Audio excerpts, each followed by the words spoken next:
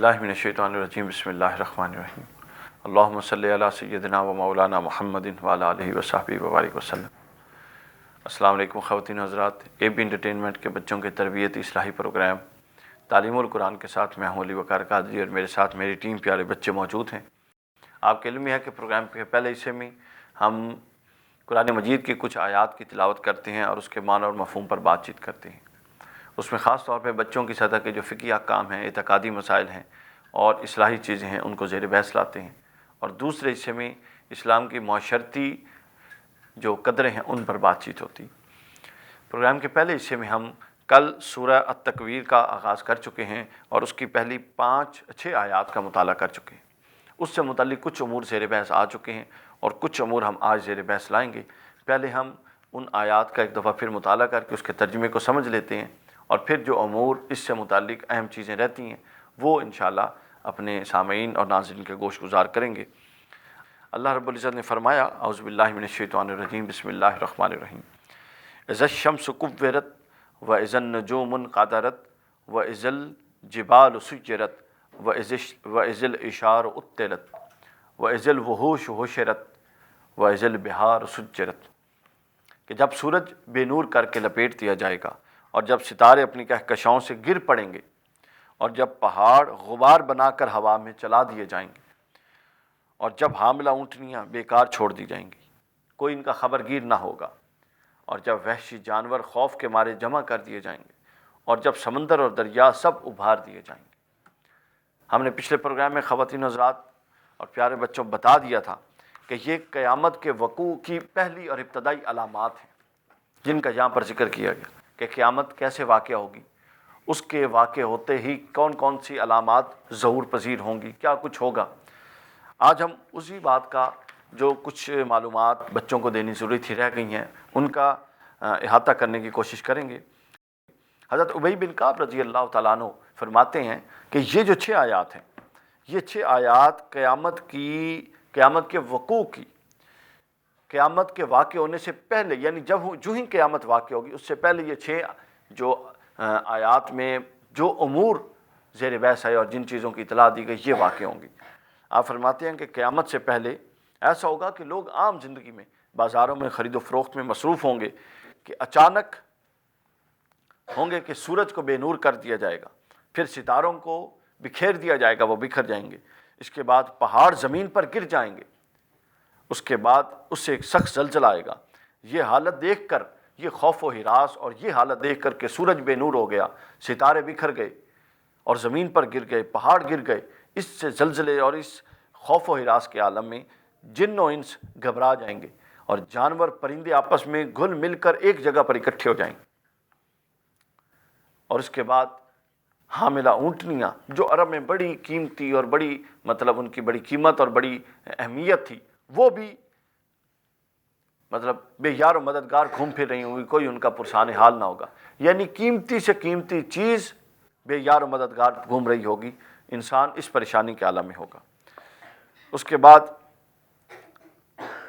समंदर की तरफ जाएं तो वो समंदर में आग भड़का दी जाएगी और बाज़ रिवायात में है कि सूरज चाँद सितारों को लपेट कर समंदर में डाल दिया जाएगा और उसके ऊपर एक हवा चलेगी जिसके बाद समंदर में आग लग जाएगी और इस यसने में 7 ज़मीनें फट जाएंगी और आसमान का भी यही हाल होगा। उसके बाद एक हवा आएगी जो तमाम का ख़ात्मा कर देगी। ये रिवायत है अल्लामा इब्न कसीर ने तफसीर इब्न कसीर में नकल की और यही रिवायत फ़तहुल बारी में अल्लामा इमाम इब्न हजर ने भी नकल की।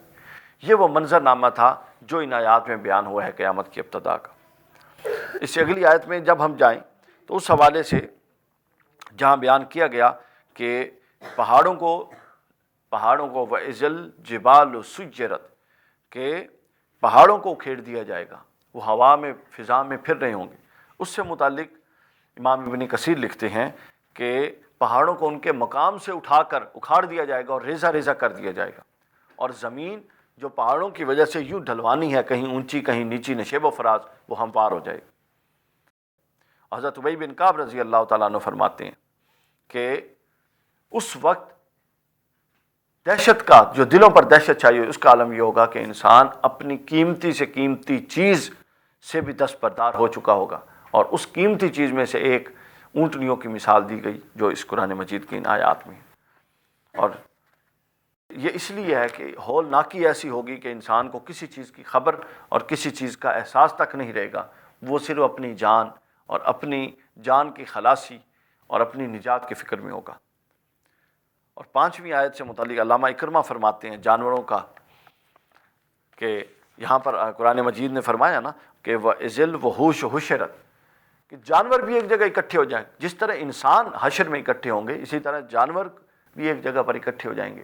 یعنی ہم سادہ لفظوں میں کہہ سکتے ہیں کہ ان کا بھی ایک محشر ہوگا، لیکن انسان اور جانوروں کے محشر میں یہ فرق ہوگا کہ انسان تو محشر میں جواب دہ ہوں گے، چونکہ ان کے پاس اختیار تھا، عقل تھی، شعور تھا، جواب دہ ہوں گے نا، اچھا کیا یا برا کیا، لیکن جانور اس طرح جواب دہ نہیں ہوں گے۔ پھر سوال پیدا ہوا کہ جانوروں کا حشر کیا ہوگا قیامت کے دن؟ تو اس کے حوالے سے حضرت اکرمہ فرماتے ہیں کہ جانوروں کا حشر یہ ہوگا کہ بس وہ مر جائیں گے، ان کی موت ہو جائے گی۔ حضرت عبداللہ ابن عباس فرماتے ہیں کہ جنوں اور انسانوں کے علاوہ ہر چیز کا حشر یہ ہے کہ اس کی موت ہو جائے گی، ختم ہو جائے گا، اس کا مقصد جتنا تھا اللہ تعالیٰ نے وہ لے لیا، اب وہ ختم۔ لیکن انسان اور جنات، ان کا حشر ختم ہونے والا نہیں، یہ باقاعدہ جواب دہ ہیں، یہ answerable to God، they are answerable to God، یہ اللہ کو جواب دہ ہیں ایک ایک چیز سے متعلق۔ جی بیٹا۔ جنات تو اللہ تعالیٰ کی مخلوق ہیں، تو ان کا حشر کیوں ہوگا؟ اس لیے ہوگا کہ انسان اور جنات یہ دو ایسی مخلوقیں ہیں جن کو عقل اور شعور ہے۔ یعنی اب آپ اور ہمیں عقل ہے نا، ہمیں شعور ہے نا، ہمیں اختیار ہے نا، تو جواب بیٹا اختیار کی بنیاد پہ ہوتا ہے۔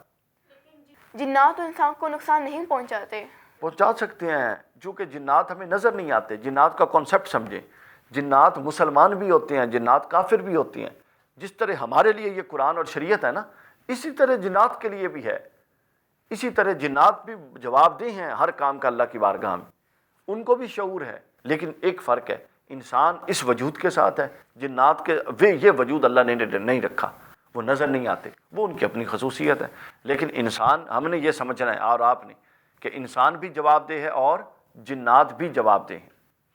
ان دو کے علاوہ حضرت عبداللہ ابن عباس نے فرمایا کوئی مخلوق اللہ کی ایسی نہیں ہوگی جس کا محشر برپا ہوگا، صرف یہ دو مخلوقیں ہوں گی جو میدان حشر میں جواب دہی کے لیے آئیں گی۔ اس کے علاوہ جتنی مخلوقیں ہوں گی وہ ان کا حشر یہ ہوگا کہ وہ آئیں گی اور موت ہو جائے گی۔ جی کیا جنات بھی گناہ کرتے ہیں؟ جی جی بالکل، وہ گناہ بھی کرتی ہیں، وہ نیکیاں بھی کرتی ہیں، ان کے گناہ لکھے بھی جاتے ہیں، ان کو بھی نام اعمال دیے جائے گا، ان کے گناہوں کی سزا دی جائے گی، ان کو بھی جنت میں ڈالا جائے گا اور ان کو بھی جہنم میں ڈالا جائے گا۔ یہ پورا تصور واضح رکھیں۔ اس کے بعد اگلی آیت میں اللہ رب العزت نے جہاں فرمایا کہ وَإِذَا الْبِحَارُ سُجِّرَتْ، حضرت عبداللہ ابن عباس رضی اللہ تعالیٰ عنہ اس حوالے سے فرماتے ہیں کہ سمندروں پر اللہ تعالیٰ ایک ہوا چلا دے گا، جو ہوا ان سمندروں میں آگ لگا دے گی۔ سجرت کے بہت سارے معنی ہیں، مثلا ایک مطلب اس کا ہے آگ لگا دی جائے گی، ایک مطلب اس کا ہے ابھار دیے جائیں گے، یعنی ابھی تو وہ اپنے اس میں جو سمندر کا احاطہ ہے اس میں موجود ہے نا، اس کے بعد کیا ہوگا کہ وہ اس سے باہر نکل جائیں گے۔ آپ دیکھیں بچوں، کتنا بڑا سمندر ہوتا ہے، اگر تھوڑی دیر کے لیے زمین یوں کر دی جائے تو وہ سمندر کا پانی کیسی تباہی مچائے گا۔ تو یوں اللہ تعالیٰ کسی بھی صورت میں اس پانی کو ابھار دے گا۔ اس کے بعد اس کی ایک صورت یہ ہو سکتی ہے کہ ایک روایت میں حضرت امام حسن بصری سے روایت ہے کہ اس کا مطلب یہ ہے کہ زمین سمندروں کے پانی کو جذب کر دے گی اور بالکل پانی ختم ہو جائے گا، صحرا بن جائے گا، سب کچھ پانی کے اندر دھنس جائے گا۔ اور ایک اس حوالے سے روایت اور بھی ہے، وہ یہ ہے کہ سمندر کو آپس میں کھول کر جاری کر دیا جائے گا، یعنی ان کے درمیان جو حد بندی ہیں یہ ختم کر دی جائیں گی اور یہ یوں ابل پڑیں گے اور ابھر پڑیں گے۔ یہ وہ ایک منظر نامہ آپ کو بتانا مقصود ہے۔ آپ کو سمجھایا پتہ کیا جا رہا ہے؟ آپ کو سمجھایا یہ جا رہا ہے کہ یہ ایک منظر نامہ ہے قیامت کا۔ کنسیپٹ کیا کلیئر کیا، یہ کیوں یہ پڑھا رہا ہوں یہ آیات، یہ صرف اس لیے سمجھایا جا رہا ہے کہ یہ ایک منظر نامہ ہے جو قیامت آنے سے پہلے اور قیامت کے وقوع کے وقت ہوگا، اور یہ کوئی قصے کہانیوں کی بات نہیں ہے، یہ اللہ تعالیٰ نے قرآن مجید میں فرمایا یہ ایسے ہوگا تب قیامت برپا ہوگی۔ سمجھے؟ اب اس حالات میں، ان حالات میں جب اپنا ایسے حالات میں قیامت برپا ہوگی، ہم نے کیا کرنا ہے؟ ہم نے we have to prepare for it, ہم نے اس کے لیے اپنے آپ کو تیار کرنا ہے، ٹھیک ہے؟ اور یہ بھی میرے سامنے ایک اور روایت بھی آئی ہے جانوروں کے حشر کے حوالے سے، چونکہ آپ لوگ بڑے انٹرسٹ لے رہے ہیں اس میں، تو جانوروں کے حوالے سے ایک روایت یہ ہے کہ ان جانوروں میں بھی اگر کسی نے ایک دوسرے کے ساتھ زیادتی کی ہوگی، یہ جب حشر کے لیے آئیں گے نا تو ان کا حشر تو یہ ہوگا کہ ان کو موت ہو جائے گی، ختم، یہ مر جائیں گے، ان کی روحیں بھی تباہ ہو جائیں گی۔ لیکن اس سے پہلے اگر ایک جانور نے دوسرے جانور کے ساتھ زیادتی کی ہوگی، اور حضور صلی اللہ علیہ وسلم نے یہاں تک فرمایا کہ ایک جانور نے اگر ناحق سینگ دوسرے جانور کو مارا ہوگا تو وہاں اس کو بھی بدلہ دیا جائے گا۔ جب سب اپنا بدلہ لے چکے ہوں گے اس کے بعد کیا ہوگا؟ جانوروں کو تباہ ختم کر دیا جائے گا اور وہ مر جائیں گے۔ آپ سمجھیں اس بات کو؟ اس کے بعد وہ کیا ہوگا؟ وہ مر جائیں گے۔ یہ ایک منظر نامہ ہے خواتین حضرات اور پیارے بچوں، جو وقوع قیامت کا سورہ التکویر کی ابتدائی آیات کی روشنی میں ہم نے پیش کیا، اور ہم بارہا بتا چکے ہیں کہ یہ صورت اور اس تسلسل میں آنے والی تمام صورتیں ایمان بالآخرت کے مختلف پہلوؤں پر بات کرتی ہیں، اور ان کا مقصد یہ ہے کہ ہم آخرت کو، جواب دہی کو، موت کو اور آخرت کے دن اللہ کے حضور کھڑے ہونے کو اپنی فکر کا ایک لازمی حصہ بنا لیں اور اپنی زندگی اس فکر کو ملحوظ رکھتے ہوئے گزاریں۔ یہاں بریک کا وقت ہوا ہے، بریک کے بعد پروگرام کے دوسرے حصے میں آپ سے ملاقات ہوتی ہے۔ تعلیم القرآن۔ ویلکم بیک خواتین حضرات، پروگرام کے دوسرے حصے میں آپ کو خوش آمدید کہتے ہیں۔ آپ کے علم میں ہے کہ پروگرام کے دوسرے حصے میں ہم اسلام کی جو معاشرتی قدریں ہیں جو مفقود ہیں اب معاشرے میں، اور ایسی معاشرتی قدریں جن کی بنیاد پر کسی معاشرے کو اسلامی کہا جاتا ہے، ان میں جو اوصاف تھے، ان میں جو خصوصیات تھیں، جس بنیاد پر ایک عام آدمی اس معاشرے کو دیکھ کر، اس معاشرے کے لوگوں سے مل کر یہ سمجھتا تھا کہ ہاں یہ ایک اسلامی معاشرہ ہے، ان قدروں کے احیاء پر اور ان کے از سر نو اجرا پر کی کوشش کے لیے ہم اس پروگرام کے دوسرے حصے میں ان چیزوں پر بات چیت کرتے ہیں۔ آج ہم جس موضوع پر بات کریں گے وہ ہے حیا۔ حیا ایمان کا ایک حصہ ہے اور ایمان کا بنیادی وصف ہے۔ حضور صلی اللہ علیہ وسلم نے فرمایا کہ ایمان کا جزو ہے اور ایمان کا حصہ ہے حیا۔ حیا کیا ہوتی ہے؟ یہ ایک لحاظداری کا جذبہ ہے، ٹھیک ہے؟ یعنی یہ ایک ایسا جذبہ ہے، شرم و حیا ایک ایسا جذبہ ہے جو انسان کو گناہوں سے روکتا ہے۔ جب انسان گناہ کرتا ہے یا کرنے کا ارادہ کرتا ہے تو ایک چیز جو اللہ کی طرف سے انسان کے اندر میں ہے اور وہ اس کو روکتی ہے، وہ حیا ہے۔ یہ بہت بڑی نعمت ہے، ٹھیک ہے نا؟ اور اس کو اسی وجہ سے، جو کہ یہ برائیوں کے درمیان ایک رکاوٹ ہے، اس کو ایمان کا ایک حصہ کہا گیا، ایمان کا ایک جزو کہا گیا۔ اور حدیث پاک میں، دوسری حدیث پاک میں ہے کہ جب ایک انسان کے اندر سے حیا ختم ہو جاتی ہے تو پھر وہ جو چاہے کرے۔ یعنی حیا ایک ایسی چیز ہے جو انسان کو بہت ساری چیزوں سے روک کے رکھتی ہے، اور جب یہ بند ٹوٹ جاتا ہے، یہ حیا ختم ہو جاتی ہے، تو پھر انسان آزاد ہو جاتا ہے۔ پھر اس کو نیکی برائی کرنے میں کوئی آر نہیں رہتی، پھر اس کو جو اندر سے سیلف ریزسٹنس ہوتی ہے برائی کی، وہ نہیں رہتی، جو اندر سے داخلی رکاوٹیں اس کے پیش آتی ہیں وہ ختم ہو جاتی ہیں، وہ سب حیا کی وجہ سے ہوتی ہیں۔ اور جب انسان نیکی کرے اور برائیوں سے خود کو روکتا رہتا ہے مسلسل، تو وہ حیا کا جذبہ مزید پروان چڑھتا ہے، مزید مضبوط ہوتا ہے۔ اب حیا کیا ہوتی ہے، کس کے ساتھ کی جاتی ہے، اس کے درجے ہیں، یہ درجہ بدرجہ ہے۔ بڑوں کے ساتھ حیا، علماء کے ساتھ لحاظ، حیا لحاظ داری، اس کو یہ دونوں نام دیے جا سکتے ہیں۔ علماء کے ساتھ لحاظ داری، اساتذہ کے ساتھ لحاظ داری، والدین کے ساتھ لحاظ داری، اپنے شیخ مرشد کے ساتھ لحاظ داری، پھر اللہ کے رسول صلی اللہ علیہ وسلم کے ساتھ لحاظ داری، ان کی حیا، پھر اللہ تعالیٰ کی حیا۔ یہ سارے درجے ہیں کہ اللہ تعالیٰ بھی حکم دیتا ہے کہ مجھ سے بھی حیا کرو، کیونکہ جو اللہ تعالیٰ سے حیا کرتا ہے بنیادی طور پہ صرف وہی اللہ تعالیٰ سے ڈرتا ہے، اور جو حیا نہیں کرتا وہ اللہ تعالیٰ سے ڈرتا نہیں ہے۔ اس حوالے سے میں آپ کو ایک روایت سناتا ہوں کہ اللہ تعالیٰ حضرت انسان جو ابن آدم ہے، آپ اور میں ہیں، ہم سب کو مخاطب کر کے اللہ تعالیٰ فرماتا ہے کہ اے انسان، تو جہاں جا گناہ کر، جس کے سامنے مرضی کر، لیکن مجھ سے چھپ کے گناہ کیا کر۔ تو بتائیں کیا انسان اللہ تعالیٰ سے چھپ کر گناہ کر سکتا ہے؟ نہیں۔ کوئی ایسی جگہ ہے زمین پر جہاں انسان اللہ تعالیٰ سے چھپ کر گناہ کرے؟ حضرت یوسف علیہ السلام کا قصہ آپ نے سنا ہوگا۔ حضرت یوسف علیہ السلام سے متعلق یہ ہے کہ جب زلیخا نے حضرت یوسف علیہ السلام کو اپنی طرف بلایا تو اس نے کیا کیا، اس کے کمرے میں جو اس کا خدا پڑا تھا، بت تھا جس کو وہ خدا مانتی تھی اس وقت جب وہ مومنہ نہیں تھی، تو اس کے اوپر پردے ڈال دیے، کپڑا ڈال دیا۔ تو حضرت یوسف علیہ السلام نے فرمایا کہ تمہارا خدا نہیں دیکھ رہا، مگر میرا خدا 7 نہیں 70 پردوں میں بھی دیکھتا ہے۔ تو اللہ فرماتا ہے کہ اے بندے، اب دیکھیے نا، ہم بندوں سے حیا کرتے ہیں کہ نہیں کرتے؟ ہم نے کوئی برا کام کرنا ہو ہم لوگوں کے سامنے کرتے ہیں؟ نہیں کرتے، چھپ کے کرتے ہیں۔ کیوں؟ اس لیے کہ یار وہ کیا کہے گا میرے بارے میں، یہ ایسا کام کر رہا ہے۔ یہ ہمارے اندر وہ حیا کا جذبہ ہے۔ لیکن اب آپ اندازہ کر لیں، کیا کوئی وقت ہم پر ایسا گزرتا ہے کہ اللہ تعالیٰ ہمیں نہ دیکھ رہا ہو سکتا ہے ایسا وقت؟ نہیں ہو سکتا۔ ایسا وقت نہیں ہو سکتا۔ جب ہر وقت ہی اللہ تعالیٰ ہمیں دیکھ رہا ہے تو سوال یہ پیدا ہوتا ہے کہ ہمیں لوگوں سے تو حیا آتی ہے، اللہ سے نہیں آتی۔ یعنی ہم لوگوں کے سامنے تو گناہ نہیں کرتے لیکن اللہ کے سامنے کر دیتے ہیں۔ اور ایک روایت میں ہے جو میں نے شروع کی تھی سنانی، اس کو میں مکمل کرتا ہوں۔ اللہ تعالیٰ نے فرمایا کہ اے ابن آدم، اے انسان، تو مجھے اتنی بھی اہمیت نہیں دیتا، اتنی بھی نہیں دیتا کہ تو ایک انسان سے اس کے سامنے گناہ نہیں کرتا، اس سے شرماتا ہے، اور میرے سامنے کرتا ہے، مجھ سے نہیں حیا کرتا اور مجھ سے نہیں شرماتا۔ تو جب ہمارے ذہن میں کوئی برا خیال آئے تو ہمیں سب سے پہلے یہ دیکھنا ہے کہ ہم کوئی اور ہمیں دیکھ رہا ہے کہ نہیں دیکھ رہا، امی دیکھ رہی ہیں، ابو دیکھ رہے ہیں نہیں دیکھ رہے، کوئی بہن بھائی دیکھ رہا ہے کہ نہیں دیکھ رہا، لیکن کون ہے جو ہر وقت ہمیں دیکھ رہا ہے؟ اللہ تعالیٰ۔ اللہ تعالیٰ۔ ہاں، اگر کوئی ایسی جگہ آپ کے پاس ہو جہاں پر آپ یہ سمجھیں کہ یہاں پر اللہ تعالیٰ نہیں دیکھ رہا تو ٹھیک ہے، وہاں پر جا کے برا کام کیا جا سکتا ہے۔ اگر ایسی جگہ ہے کسی کے پاس، اور اگر ایسی جگہ ہے ہی نہیں، تو پھر ہم نے برا کام نہیں کرنا۔ کیوں؟ چونکہ اللہ تعالیٰ دیکھ رہا ہے۔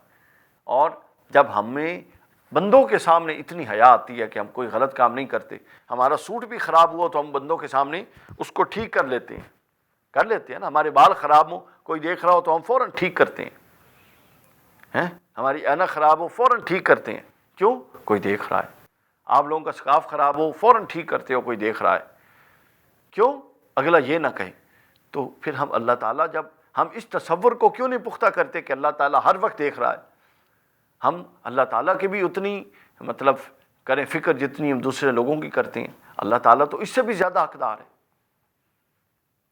تو اب ہم نے تصور کیا بنانا ہے؟ ذہن میں ہر وقت پتہ کیا رکھنا ہے؟ اللہ تعالیٰ ہمیں دیکھ رہا ہے۔ جب لڑائی کریں آپس میں تو یہ سوچیں کہ کوئی دیکھ رہا ہے کہ نہیں دیکھ رہا، اللہ تعالیٰ دیکھ رہا ہے، اور وہ جس کا قصور ہے، جس نے پہلے مارا ہے، اس کو سزا دے گا۔ یہ ذہن میں رکھیں۔ جس نے زیادتی کی ہے، آپ ماں باپ سے زیادتی چھپا سکتے ہیں لیکن اللہ تعالیٰ سے زیادتی نہیں چھپ سکتی۔ جس نے زیادتی کی ہے، اللہ دیکھ رہا ہے، اللہ تعالیٰ اس کو سزا دے گا۔ تو حیا ایک ایسی چیز ہے جو ہمیں بندوں سے بھی کرنی چاہیے، اور اس کا اصل حقدار صرف اور صرف اللہ تعالیٰ ہے کہ اللہ تعالیٰ سے، اللہ تعالیٰ کے رسول سے حیا کی جائے۔ اور اس کی ایک اور صورت سمجھاتا ہوں آپ کو۔ حدیث پاک میں ہے کہ ہر سوموار، منڈے کو، پیر کو اور جمعرات کو ہمارے اعمال وہ اللہ کی بارگاہ میں پیش ہوتے ہیں۔ ہم نے پورے ہفتے میں جو کچھ کیا ہوتا ہے نا 4 دنوں میں، وہ لکھا ہوا اللہ کی بارگاہ میں جاتا ہے۔ اب بتائیں، آپ کا جب رزلٹ کارڈ آپ کے پیرنٹس، ماں باپ کے پاس آتا ہے، اس کے اندر آپ کا اگر فیل ہوں، اس کے نمبر کم ہوں، تو آپ کو ڈر لگتا ہے کہ نہیں لگتا؟ ڈر لگتا ہے نا، شرم بھی آتی ہے، پھر آپ چھپ بھی جاتے ہو بستر میں، پھر آپ پورا دن کبھی دادوں کے پاس، کبھی کسی کے پاس، کبھی نانوں کے پاس چھپ کے بیٹھتے ہو کہ بابا نہ ڈانٹے، ماما نہ ڈانٹے۔ ایسا ہوتا ہے جی۔ اب ہم نے یہ سمجھنا ہے کہ یہ ہمارا رزلٹ ہے جو ہم نے پورا ہفتہ کیا، اور یہ رزلٹ ہفتے میں 2 دفعہ اللہ کے پاس جاتا ہے۔ تو اللہ تعالیٰ کو خوش کرنے کا طریقہ پتہ ہے کیا ہے؟ اچھے کام کریں، تاکہ جب منڈے کو ہمارے رزلٹ پورے 3-4 دنوں کا کیا ہوا اللہ کے پاس جائے تو اللہ تعالیٰ خوش ہوں، بھائی میرا بندہ تو بہت اچھا ہے۔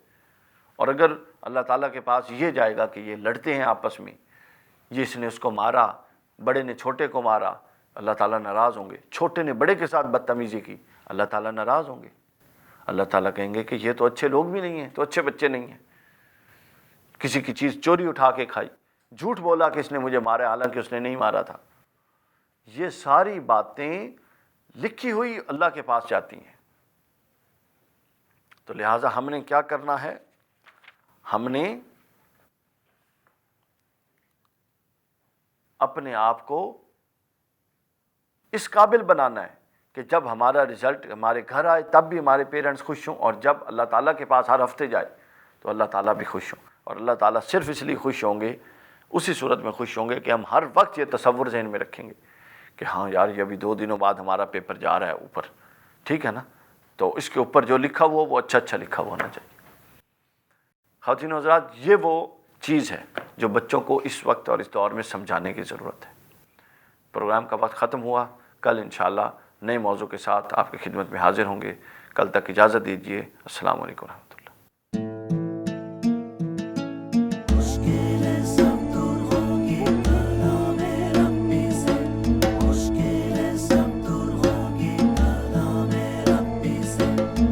تا